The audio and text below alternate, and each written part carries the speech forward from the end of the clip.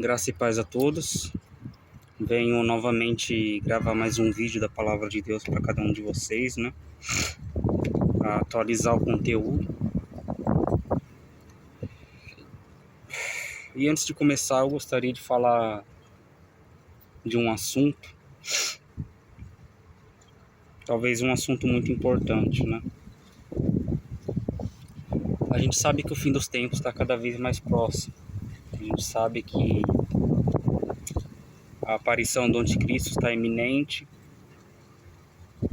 e que de fato as coisas vão só piorar daqui para frente, né?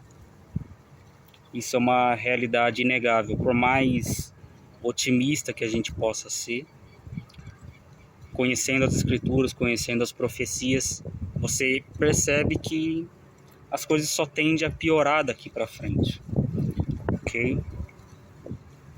Os homens podem ter tudo, vamos dizer assim, para eles confiarem. Pode ter o dinheiro, pode ter sua segurança, a sua paz. Ele pode confiar em muitas coisas, em deuses alheios, em seres humanos. Eles podem escolher diversas coisas para confiar. Mas no final de sua vida, quantas dessas coisas vão importar, compreende?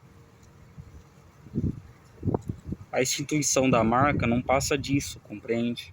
Revelar o que está oculto no coração dos homens.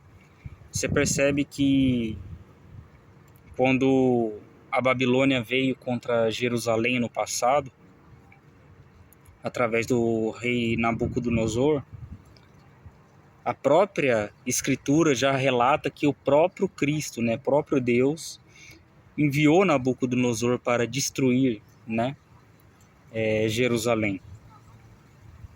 No que Daniel acabou sendo levado, né, para a Babilônia, sendo um mero adolescente ainda, né? Então, foram um cativeiro de 70 anos. Então, o que eu posso dizer com isso? Jerusalém foi cativa, ou mortos, né? Foram levados em cativeiros ou foram mortos por causa de seus pecados. E esse é exatamente o grande problema, ok? O grande problema no mundo não é o ser humano, o grande problema no mundo não é o dinheiro, o grande problema no mundo não é o anticristo, o grande problema no mundo não é nem o diabo, ok? O grande problema no mundo é o pecado do ser humano, ok? Nós lutamos uma guerra para quê, exatamente? Ok? Para conseguir dinheiro, para conseguir status, fama, uma família. Para que nós lutamos então? Quando nós entramos na causa de Cristo, nós lutamos para vencer o nosso pecado, ok? O maior vilão na vida do homem, da mulher, do ser humano é os seus próprios pecados, compreende? Somente as pessoas que amam seus pecados cometem as maiores atrocidades. Você consegue ver isso em psicopatas, você consegue ver isso em ditadores no mundo afora, ok? Você consegue ver em diversas pessoas depravadas e malignas que o amor ao pecado delas sempre vai escravizar elas, sempre vai fazer com que elas fiquem presas naquilo, ok? Essa aqui é uma introdução muito necessária que eu estou fazendo para esse vídeo. Por quê? Porque o tema que eu vou abordar é justamente sobre o fim dos tempos, ok? Sobre se preparar para o fim dos tempos.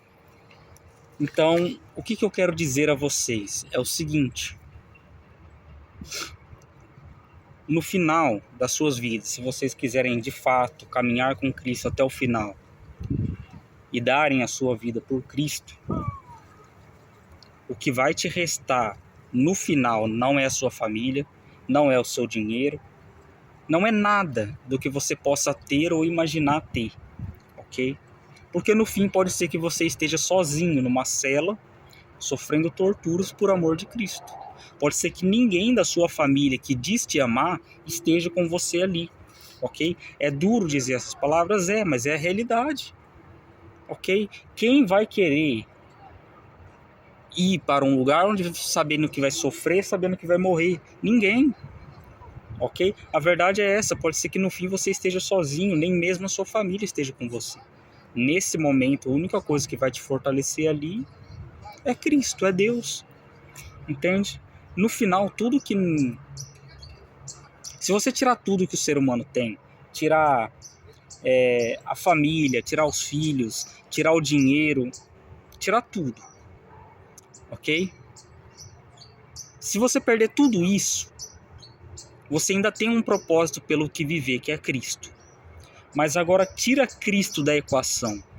Você pode ter tudo o que você quiser, você pode ter a sua família, você pode ter muito dinheiro, ok? Você pode ter segurança, pode ter paz, mas ainda assim você vai estar inquieto, ansioso, entre aspas, né, depressivo e incerto do futuro, ok? Porque quando você tira Cristo da equação, tudo perde o propósito, compreende? Você só tirou uma única coisa, que é Cristo, e tudo perdeu o propósito, até mesmo a sua vida perdeu o propósito, ok? Mas agora, se você tirar todo o resto, família, dinheiro, saúde, tudo, mas tiver Cristo, a sua vida ainda continua tendo um propósito, compreende? Porque o que Cristo promete é uma salvação eterna. O que Cristo promete é uma vida eterna. Então, tirando todas essas coisas que nós estimamos, tendo apenas a Cristo, você ainda tem um propósito pelo que viver. E ainda que você venha perder sua vida, você tem um propósito pelo que morrer, ok? E o tema que nós vamos tratar é justamente esse. Ele vai se encontrar em 1 Tessalonicenses, capítulo 4 e 5, né? Só que o 5 nós vamos ler até o versículo 11 só. A gente não vai completar ele, ok? No primeiro versículo do capítulo 4 diz o seguinte: finalmente, irmãos, vos rogamos e exortamos no Senhor Jesus, que assim como receberam de nós, de que maneira convém andar e agradar a Deus, assim andai, para que continueis a progredir cada dia mais. Porque vocês bem sabem que mandamento vos tenho dado pelo Senhor Jesus. Porque esta é a vontade de Deus, a vossa santificação, que vos abstenhas da prostituição ou da fornicação, né? Em outras traduções. Então, até aqui, ele está falando qual que é a vontade de Deus? Abster-se da fornicação, né? É a santificação. A santificação, o que que é? É um processo, ok? A santificação é um processo. Quanto tempo dura esse processo de santificação? A vida inteira, ok? Sabe o orar e vigiar que Jesus pede para nós? Então, esse orar e vigiar é a santificação, ok? E esse tempo de santificação é o tempo do agora, o tempo presente. E ele dura até a nossa morte, ok? Ele não tem um tempo para começar e para terminar, ok? No sentido de, eu comecei hoje, daqui 2, 3 dias eu posso parar com santificação e tá tudo bem. Não. A santificação é desde quando você entende quem é Jesus Cristo, ok? Desde quando você entende o Evangelho, ela começa a partir daí, de quando você é um novo convertido, até a sua morte. Essa é a conversão que Jesus causa no coração do homem e guia ele a essa santificação, ok? Já deixando bem claro aqui que o próprio ser humano por si só, com seu próprio esforço, não consegue se santificar, ok? Se ele não tiver a humildade de reconhecer que é pela graça de Cristo que ele consegue se santificar, muitas das vezes ele pode ser pego em sua própria arrogância, em sua própria autossuficiência e acabar se afastando de Deus. E por consequência caindo em diversos pecados, ok? Por isso ele diz aqui para a gente se abster da fornicação, né? Mas não somente da fornicação, isso serve para todos os pecados. Independente dos pecados que seja, abstenha de tudo isso, em razão da sua santificação, ok? E eu vou dizer já a santificação é o maior tipo de amor que você pode manifestar, que é o amor a Deus acima de todas as coisas.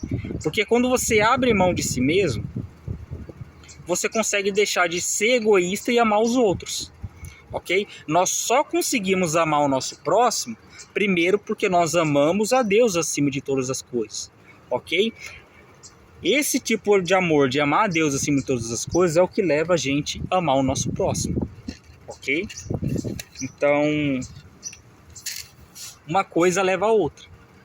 Ainda que você, por exemplo, não tenha amor ao próximo agora, se você amar a Deus, por você amar a Deus, você vai ser levado a amar o seu próximo. Uma coisa é consequência da outra, ok? Diz assim: cada um de vós saiba possuir o seu próprio corpo em santificação e honra, né? No se tratando da fornicação, né? Não na paixão de concupiscência, como os gentios, que não conhecem a Deus. Ninguém oprima ou engane seu irmão em negócio algum, porque o Senhor é vingador de todas essas coisas, como também antes já vos dissemos e testemunhamos. Porque não nos chamou Deus para a imundície, mas para a santificação, ok? Vamos separar aqui duas coisas. Nós não vamos tratar a imundície que está falando nesse texto aqui, ó, exatamente no verso 7, nós não vamos tratar a imundície como prostituição, ok? Nós vamos tratar a imundície como todas as formas de pecado, ok? Para exemplificar para vocês. A imundície aqui nesse texto não representa apenas fornicação, representa todos os tipos de pecado: mentira, lascívia, roubo, prostituição, tudo que você pode imaginar de pecado está incluso nesse texto, ok? Não é porque o autor aqui, né, o escritor, né, no caso, que foi um dos apóstolos, escreveu dessa forma, ele não está anulando os outros pecados porque ele está falando da fornicação, ok? Porém, ele está dando ênfase na fornicação, ok? E tratando a fornicação como impureza, né? Que seria imundície, né? Assim como todos os outros pecados também são uma forma de imundície.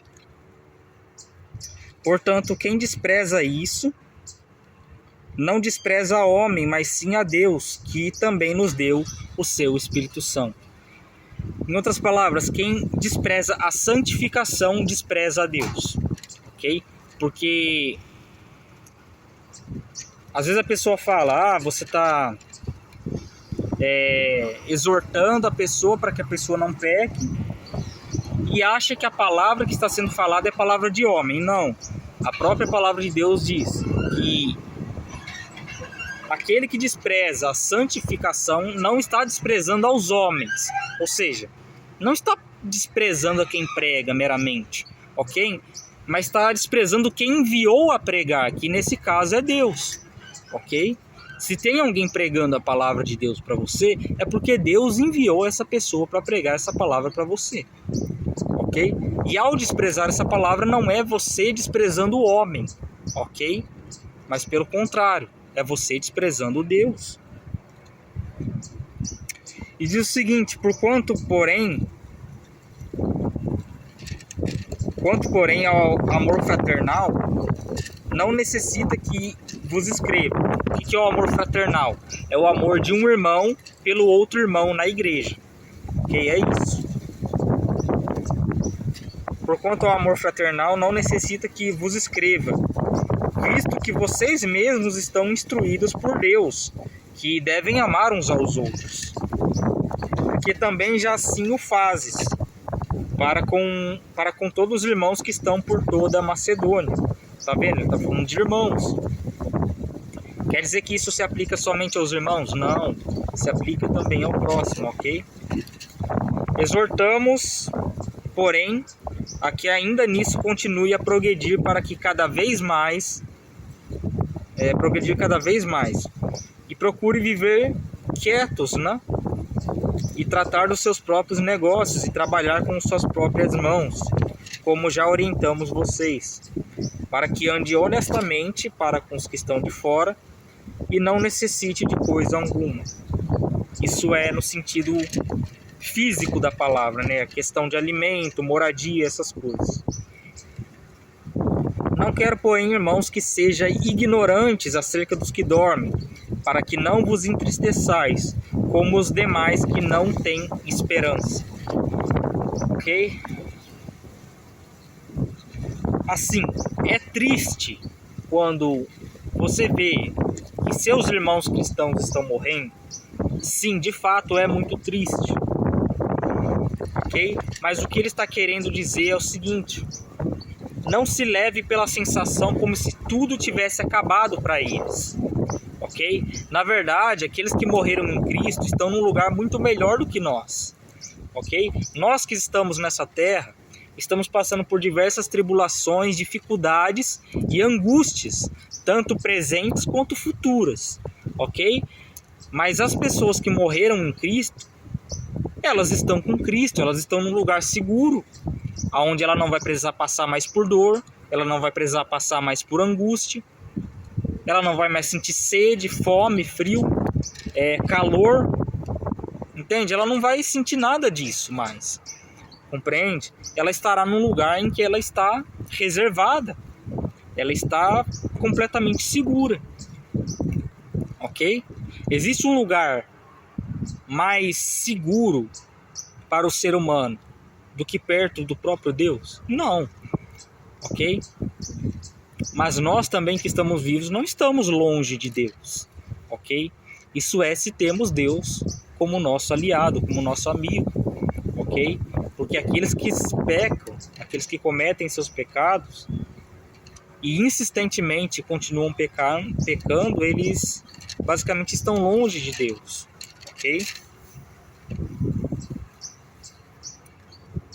Diz o seguinte: porque se cremos que Jesus morreu e ressuscitou, assim também os que em Jesus dormem, Deus os tornará a trazer com ele. Ou seja, aqueles que morreram em Cristo, eles têm um destino de ressuscitar. Eles vão ressuscitar e morar com Cristo eternamente. Quando eles vão ressuscitar? Quando Jesus voltar. Jesus volta, ressuscita a grande parte dos cristãos que morreram na grande tribulação, leva eles aos céus e os vivos são transformados em vida, né, em um novo corpo, e são arrebatados. Ok? Então, aqueles que morreram primeiro, eles vão ressuscitar. Os vivos não vão ser arrebatados primeiros dos mortos. Ok? Tanto que a própria palavra de Deus, ela declara que melhor é o dia da morte do que o dia do nascimento. Ok? Isso, se não me engano, está em Eclesiastes. Ok? Então, se a própria palavra de Deus declara que melhor é o dia da morte do que o dia do nascimento, é porque tem um motivo. E a palavra de Deus sempre orienta o homem a viver a sua vida pautada em Deus. Então, com certeza, o dia da morte será melhor que o dia do nascimento para aquele que guardou os mandamentos de Cristo, para aquele que amou a Cristo com toda a sua vida e, se possível, entregando a sua vida por amor a Ele, não negando o Evangelho. De fato, para estes, melhor é o dia da morte do que o nascimento. Mas eu te pergunto, e para o ímpio? Será que é melhor o dia da morte do que o nascimento? Será que o dia da morte não é um horror para o ímpio? Onde há incerteza de salvação e onde talvez haja uma grande perspectiva de condenação. Então, se a palavra de Deus orienta o homem seguir a Deus até o fim dos seus dias, então basicamente é isso, ok? Para este homem que segue a Deus até o fim dos seus dias, que ama a Deus de todo o seu coração, esse homem, o dia da morte é melhor do que o dia que ele nasceu, porque é o dia que ele vai se encontrar com o seu Criador, ok? Não somente se encontrar, mas vai ter a certeza de que o seu Criador vai salvá-lo. Não sendo um mero criador apenas, ok? Mas vai salvar como um pai salva o seu filho, ok? Você percebe que Jesus morreu na cruz para trazer para si as suas ovelhas, um povo exclusivo para ele, ok? Então só nisso você já percebe que não são todas as pessoas do mundo que serão salvas. É triste dizer isso, mas a grande maioria não quer saber de Cristo. A grande maioria não quer saber da salvação, ok? E talvez você possa não estar querendo saber da salvação agora, compreende? Então, é basicamente isso que eu quero dizer. Então, o destino daqueles que morreram em Cristo é ressuscitar e viver com Cristo eternamente, ok? Se tem uma certeza que você pode ter de salvação, é a seguinte: eu morri por Cristo, então agora estou salvo, ok? E também no presente momento também podemos sentir que somos salvos se crermos nele de todo o coração, ok? E o que é esse crer de todo o coração? É você ser guiado a se esforçar por inteiro. Você lembra que Jesus disse: esforçai-vos por entrar pela porta estreita, porque largo e espaçoso é o caminho que conduz à perdição? Então, quando ele disse isso, esforçai-vos por entrar pela porta estreita, a última porta estreita, talvez, que você possa acessar para adquirir a sua salvação, talvez no final, quando você chegar nessa porta estreita, quando você chegar no fim desta porta, pode ser que você encontre a morte te esperando, ok? E essa morte seja a última prova que você tem que passar, compreende? Ah, mas você está falando isso de forma leviana. Não, de maneira nenhuma, ok? Não estou falando que vai ser fácil e também não estou falando que vai ser difícil, ok? Porque se Cristo estiver com você, você consegue aguentar todas as coisas, ok? Vamos falar a verdade, é melhor receber o castigo dos homens do que o castigo de Deus, ok? Existem duas formas que Deus pode usar. Uma delas é para juízo e outra delas é para correção. O que é a correção? A correção é quando Deus te castiga, ok? E às vezes o castigo é pesado, mas o castigo não te condena. Mas agora existe a segunda forma, que é quando o ser humano já não conseguiu mais se arrepender de seus pecados. É quando aquele ser humano não tem mais salvação. É basicamente isso. É quando Deus sabe que aquela pessoa nunca vai se arrepender. E aí ele vem com o juízo, ok? E esse juízo, o fim leva à condenação eterna, ok? Dizemos-vos isso, pois, pela palavra do Senhor, que nós, os que ficarmos vivos para a vinda do Senhor, não precederemos os que dormem, isso é, os que já morreram, né? Porque o mesmo Senhor descerá do céu com alarido, e com voz de arcanjo, e com som de trombeta de Deus. E os que morreram em Cristo ressuscitarão primeiro. Depois nós, os que ficarmos vivos, seremos arrebatados juntamente com eles nas nuvens, a encontrar o Senhor nos ares. E assim estaremos sempre com o Senhor. Então, basicamente,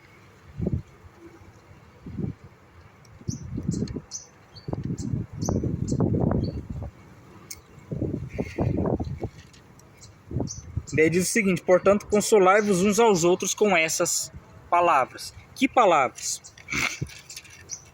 Você lembra que ele falou? Talvez não agora, mas no capítulo seguinte, talvez vai falar. Vai falar sobre você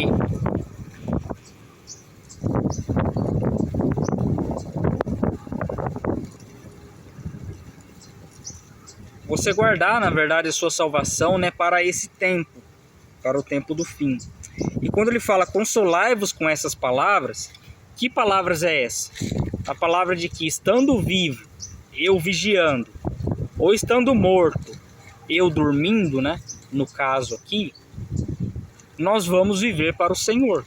Quer em vida vigiando os nossos pecados, quer em morte dormindo, descansando em Cristo. Ok? O que é o sábado? O sábado não passa de uma simbologia, ok? O sábado é uma simbologia.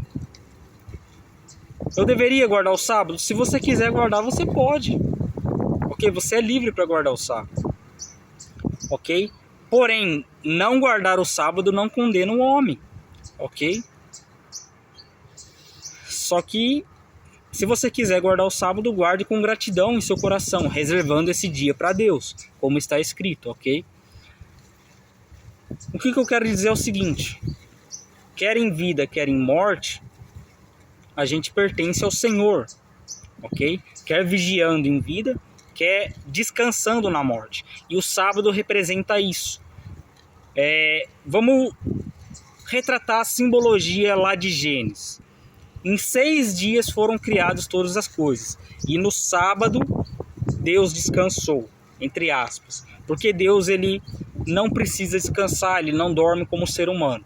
Ok? Mas Deus descansou. O que ele está querendo dizer com isso? Durante os 6 dias, o que representa esses 6 dias?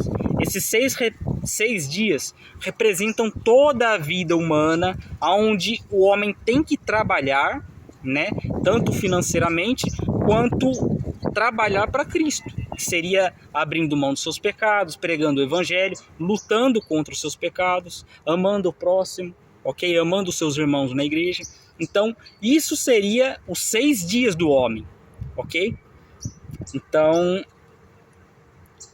esses 6 dias são a vida inteira do homem. E o sábado é depois que o homem morre, ok?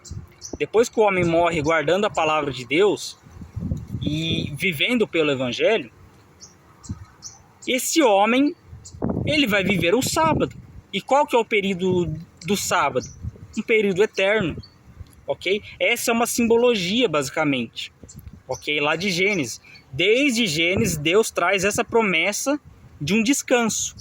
Tanto que tem algumas passagens que ele fala que haveria certos homens que não entrariam no repouso dele. E ao dizer repouso dele, ele não estava dizendo que esses homens não descansariam o sábado. Não é isso que ele estava querendo dizer. O repouso que ele estava querendo dizer é a salvação. Ok? É o período eterno do sábado. Seria o sábado eterno que a gente teria após a morte. Ok? É basicamente isso. E no início do capítulo 5 ele vai dizer o seguinte aqui. Mas irmãos, acerca dos tempos e das estações, não necessita que vos escreva, porque vocês mesmos sabem muito bem que o dia do Senhor virá como um ladrão na noite. E aqui eu vou precisar explicar, ok? Porque muitas pessoas pegam esse texto e acham que a vinda de Cristo será uma vinda secreta, que ninguém vai ficar sabendo, e que algumas pessoas serão arrebatadas e outras não. Não está totalmente errado esse ponto de vista, ok? Porém, essa mesma passagem que eles pegam é uma passagem que já mostra que vai ser uma vinda em que todos vão estar lá, todos vão estar sabendo dessa vinda e todos vão ver Jesus vindo. Então, eu vou mostrar para você aqui nesses textos seguintes que não é uma vinda secreta, onde ninguém está sabendo, de noite, onde tem muitas pessoas dormindo, por exemplo, ok? É uma vinda pública, uma vinda mundial de Cristo, onde todos estarão vendo isso, ok? Ele diz o seguinte,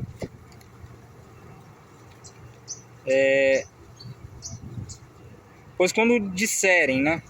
Porque vós mesmos sabem muito bem que o dia do Senhor virá como um ladrão de noite. Mas daí ele explica mais para frente, diz o seguinte: pois que quando disserem a paz e segurança, então lhes virá repentina destruição, como as dores de parto, aquela que está grávida, e de modo nenhum escaparão. Ok? Olha que ele faz um contraste aqui, ó. Percebe que a palavra de Deus ela é muito difícil de ser interpretada, ok? Você precisa prestar muita atenção nas palavras. Caso contrário, pode dar um total sentido ao texto, um sentido diferente do que retrataria a verdadeira versão do texto, ok? Por exemplo, ó, aqui ele diz: Pois quando disserem a paz e segurança, então lhes verá repentina destruição. Daí vem uma vírgula. Então lhes sobreverá repentina destruição, como as dores de parto daquela mulher grávida, né? E quando você fala dores de parto daquela mulher grávida, você pode usar no sentido figurado da igreja. A igreja passando pela grande tribulação. Isso também representa uma mulher grávida, ok? Que seria as contrações do parto.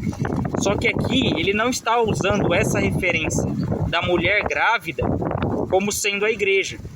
Ele está se referindo às dores de parto como representando os ímpios passando pelas pragas do livro de Apocalipse. É basicamente isso. Porque ele diz o seguinte: como as mulheres que estão de parto, né? Estão grávidas, né? E de modo nenhum escaparão. E logo em seguida, no verso 4, ele diz o seguinte: mas vós, irmãos, já não estáis nas trevas, para que aquele dia vos surpreenda como um ladrão. Ou seja, é interessante que aqui ele mostra o seguinte: alguns estão em trevas e não conseguem perceber a vinda de Cristo. E não conseguem abrir mão dos seus pecados também. Outros estão na luz, eles percebem a vinda de Cristo e eles lutam para abrir mão dos seus pecados dia após dia. O que ele está querendo dizer é: estes homens vão estar percebidos da vinda de Cristo, vão estar preparados para a vinda de Cristo, ok? Já os outros não vão perceber, compreende? Para eles, basicamente, a vinda de Cristo nunca aconteceria. Eles perderiam a esperança da vinda de Cristo. Mas eu te pergunto, depois que Cristo voltasse, haveria esperança para eles? Claro que não, ok? A chance é agora, praticamente. E diz o seguinte: porque todos vós sois filhos da luz e filhos do dia, e não somos da noite, nem das trevas. Não durmamos, pois, como os demais, mas vigiemos e sejamos sóbrios, porque os que dormem, dormem de noite, e os que se embebedam, embebedam-se de noite. Mas nós que somos do dia, sejamos sóbrios, vestindo-nos da couraça da fé, do amor, e tendo por capacete a esperança da salvação. Porque Deus não nos destinou para a ira. A ira que ele está falando é o próprio inferno, vamos dizer aqui, ok? No fim é o próprio inferno, ok? Mas para a aquisição da salvação por nosso Senhor Jesus Cristo, né? Que morreu por nós, para que quer nós estejamos vigiando em vida, ou quer nós durmamos durante a nossa morte, vivamos juntamente com Cristo, ok? Pelo que exortai-vos uns aos outros e edificai-vos uns aos outros, como também fazes, né? Então, essa mensagem que eu trouxe para vocês hoje serve como um alerta, ok? Guardem-se de seus pecados, lutem para vencer os seus pecados, porque no fim, o que pode te condenar é os seus próprios pecados, ok? E o único que pode salvar é Cristo. E eu gostaria de conversar com vocês agora de uma forma muito séria, ok? E eu gostaria de dizer o seguinte, para que vocês percebam uma coisa que acontece no mundo inteiro. Desde que o mundo começou até hoje, não parou de haver perseguição contra o povo judeu e contra o povo cristão, ok? Você consegue perceber claramente isso. O que eu gostaria de dizer é o seguinte: você não consegue perceber no mundo afora as religiões brigando entre si. E o porquê que elas não brigam entre si? Simples, porque elas são religiões falsas. Elas são religiões criadas por demônios. As pessoas dizem: mas a Bíblia está adulterada, isso e aquilo. A Bíblia foi escrita por homens e descredibilizam a Bíblia. Mas quando vem um homem inspirado pelo demônio escreve o Alcorão, escreve diversos livros de outras religiões, eles aceitam. E por que eles aceitam? Ora, é fácil o ser humano aceitar uma religião que não vai contra ele, entende? Que não vai contra os desejos dele, entende? A maioria das religiões tenta salvar o homem pela sua própria bondade. E agora, qual que é o diferencial do Evangelho? O diferencial do Evangelho é esse. A salvação do homem não está na mão do próprio homem, por assim dizer. A própria palavra de Deus vai mostrar que o homem é incapaz de se salvar. Então ele precisa de um salvador. Que salvador é esse? É a sua própria bondade? É as suas obras justas de justiça? Não. O seu salvador é Jesus Cristo, que morreu na cruz por ele. Ok? Em nenhuma outra religião você vai encontrar um Deus morrendo pelos homens. Você vai sempre encontrar um Deus exigindo sacrifícios dos homens. Ok? Um Deus que exige que os homens sacrifiquem, quer animais, quer seus filhos. Ok? Mas nenhuma outra religião você vai encontrar um Deus que poupou o filho das pessoas, poupou o ser humano e se sacrificou para salvar o ser humano. Nenhuma outra religião no mundo inteiro você vai achar isso. Esse é o nosso diferencial. E esse é o diferencial do que diferencia a verdade da mentira. Ok?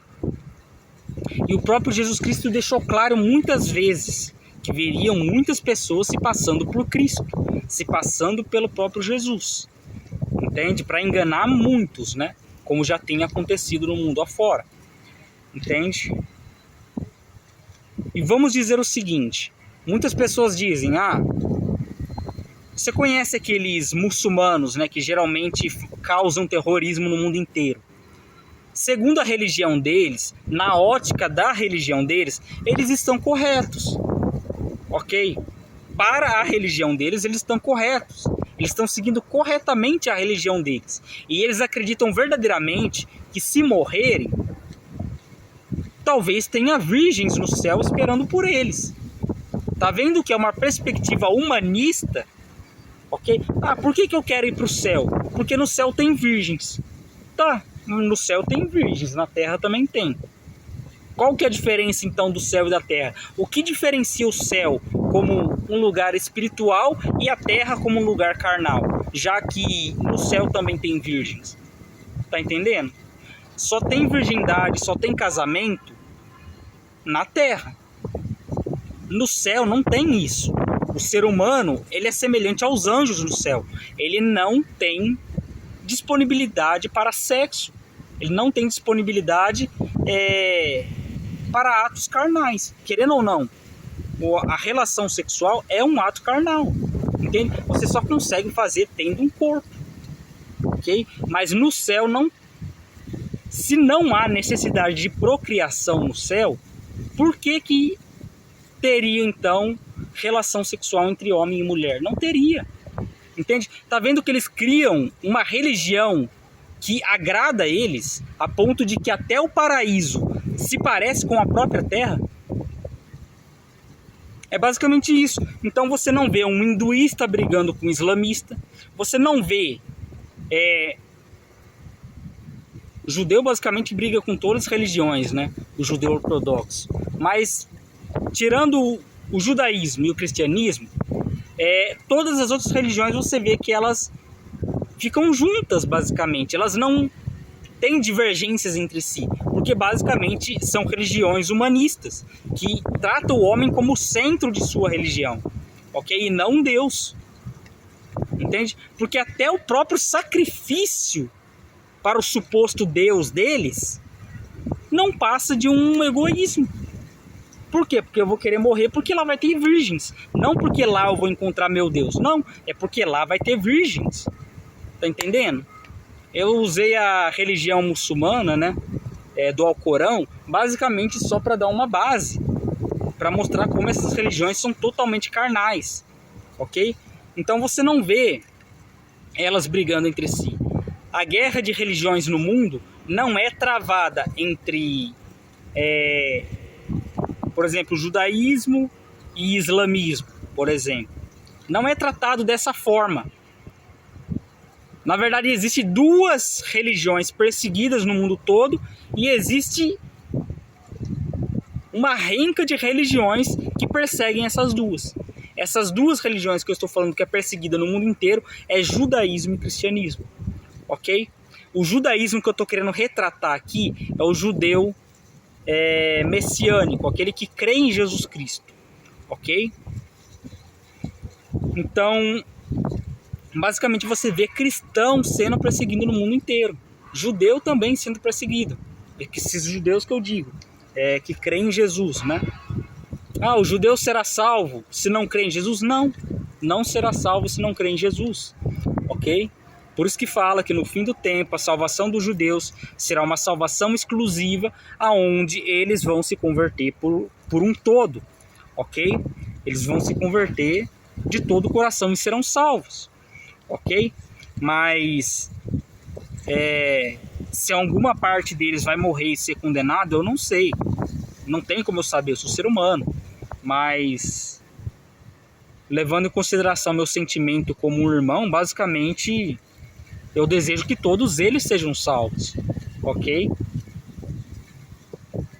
Mas pode ser que alguns deles não sejam, já que o próprio Paulo falou, né, quando na palavra de Deus, ele falou quando alguns judeus, alguns irmãos, basicamente, perguntaram: Paulo, os judeus não ouviram a nossa pregação, os judeus não se converteram, quer dizer que a palavra de Deus falhou porque o próprio povo dele, que seria o povo judeu, não creu no evangelho?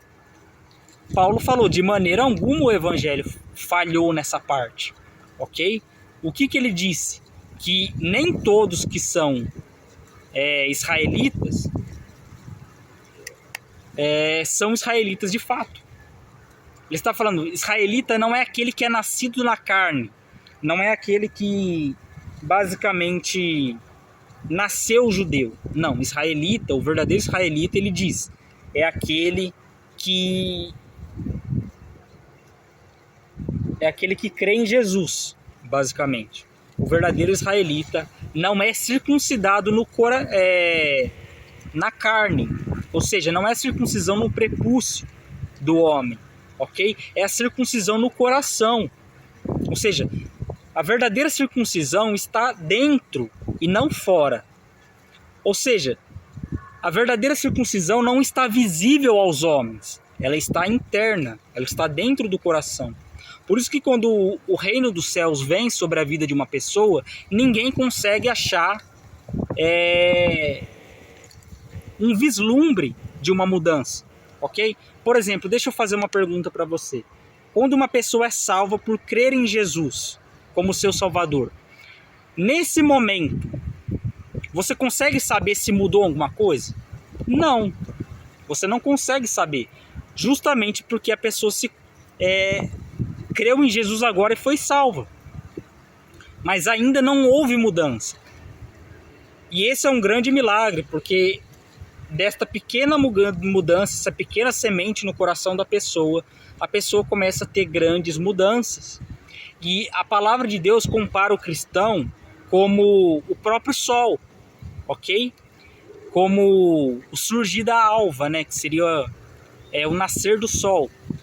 Como que funciona a vida de um verdadeiro cristão?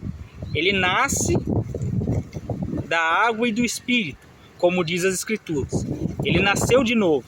E esse novo nascimento representa o nascer do sol na vida do cristão.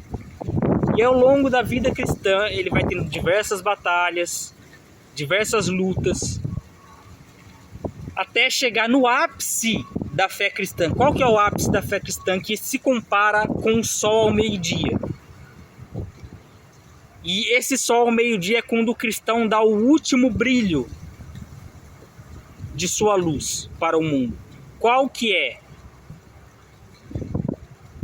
É quando o cristão morre por Cristo. Aí ele deu o seu último brilho para o mundo, ok? Então, Mas você pode perceber o seguinte, quando o cristão morre, um verdadeiro cristão morre por Cristo, tanto ímpios quanto verdadeiros cristãos percebem que aquela coragem não foi pouca. Mas eu posso dizer o seguinte, quem vai se inspirar nessa coragem para seguir o mesmo caminho? O cristão ou o ímpio? O cristão. Compreende? É basicamente isso que eu queria conversar com vocês. Vocês têm que ter noção de que a nossa religião é uma religião perseguida no mundo inteiro. Estar nesse exato momento pregando o evangelho é um grande privilégio que a gente tem, porque a gente ainda tem liberdade, ok? A gente ainda tem liberdade de pregar o evangelho para o nosso próximo. Então, não esperem apenas de mim pregar o evangelho para vocês, ok? Sejam também participantes do exército de Cristo e preguem o evangelho também para quem você conhece, ok? Para que as pessoas elas possam se aperceber de seus pecados, se arrepender de seus pecados e estarem preparados para essa vinda de Cristo. Será uma vida iminente, será uma vinda inesperada para muitas pessoas, mas que as pessoas poderão se preparar, ok? Melhor, corrigindo aqui, para que Cristo possa prepará-las, ok?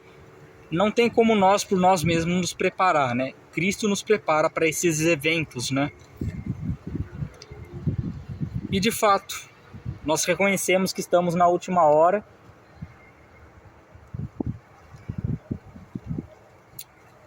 E esse mundo, como conhecemos, já não vai existir mais. Essa paz que dura muito tempo, já não vai durar muito tempo mais. Por isso eu peço que vocês orem, vigiem e se preparem para dar as suas vidas por Cristo, ok? Para que um dia nós possamos nos encontrar lá na glória juntamente com Ele. Graça e paz a todos, uma ótima semana.